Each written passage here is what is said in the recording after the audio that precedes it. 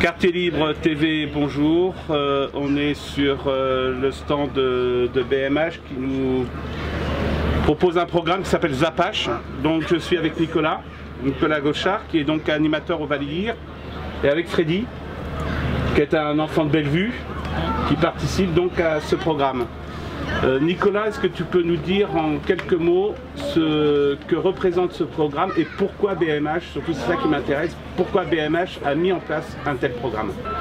Voilà, alors Zapache, du coup c'est un projet qui est initié effectivement par Brest Métropole Habitat pour permettre aux jeunes des quartiers, des différents quartiers de Brest, de découvrir les différents métiers de la communication qui interviennent sur un événement comme celui-là. D'accord. Voilà, c'est une opération qui avait déjà été menée il y a une édition précédente autour de la mise à l'eau de la Fée de l'Aulne, avec le partenariat qu'a Brest Métropole Habitat autour de ça. Et donc il y avait déjà à ce moment-là des jeunes qui avaient participé sur un chantier. Voilà, c'est sous forme de chantier pour les jeunes.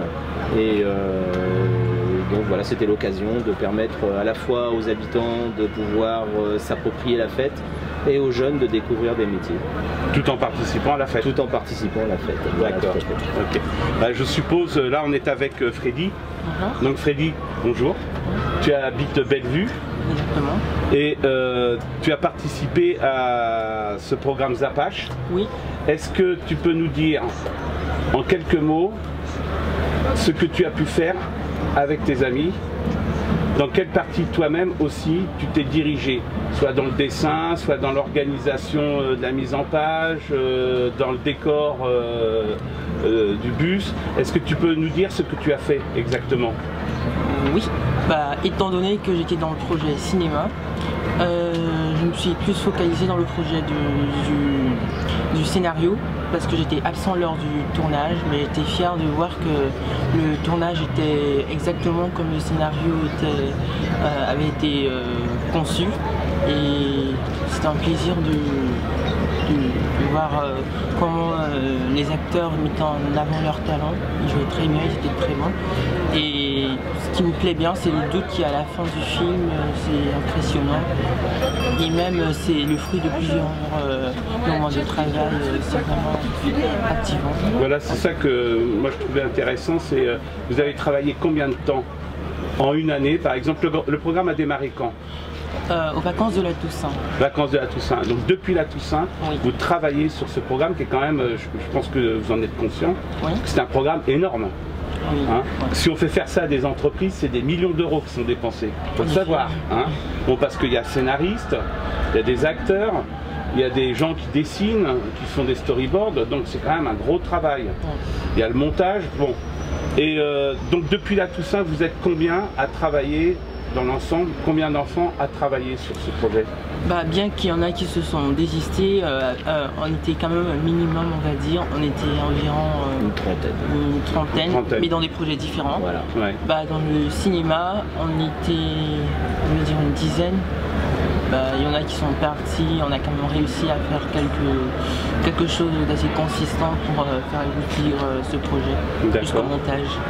Et vous étiez accompagné par un professionnel? Deux professionnels, oui. Simon Pensivi et Fabien Milboire. D'accord. Voilà. Et tout à l'heure, Nicolas, tu me parlais de comment il s'appelle, de Damien Roudot, voilà, qui est donc sur la BD, qui a réalisé la BD, ouais, avec comme parrain de cette BD le dessinateur Chris. D'accord. Voilà, qui est bien connu sur Brest. Ok. Donc c'est vrai que pour chaque partie, il y avait quand même un parrain non négligeable, quoi, hein. Sur le cinéma, donc effectivement, il y avait donc les deux réalisateurs qui ont déjà une bonne image sur Brest et un bon parcours. Sur la bande dessinée, donc Chris comme parrain et puis donc Damien. Sur la musique, le parrain, c'est quand même Yvan Le Bolloc, oui, avec Ma guitare s'appelle Revient. Donc les jeunes ont pu participer au concert le 14 juillet. D'accord. Sur l'événementiel, bon, voilà, c'est donc cette partie-là. Hein. Donc c'est pareil, ce sont des professionnels, hein, des boîtes de com notamment qui sont liées avec Brest Métropole Habitat. D'accord. Et sur la communication, on a eu pas mal de journalistes qui se sont investis. On avait Hervé Hugo, des TBO qui étaient là régulièrement. Donc on a eu pas mal de monde qui ont donné de leur personne et de leur connaissance pour accompagner les jeunes. D'accord. Et donc si on se projette un peu sur l'avenir, est-ce que parmi les enfants, il y en a certains qui seraient vraiment branchés pour faire un métier dans la com? Là pour le coup on va peut-être te laisser parler de cette partie-là.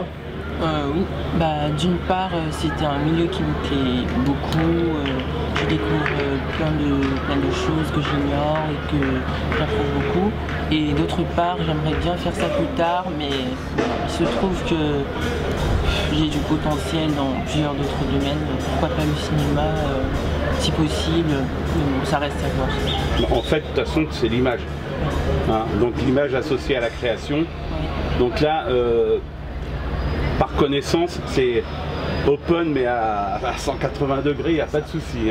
Après je pense que maintenant il faut laisser décanter un peu, on finit la fête, on voit comment ça se passe et puis je pense qu'on fera des retours sur toute cette expérience-là et on verra comment les jeunes évoluent autour de tout ça.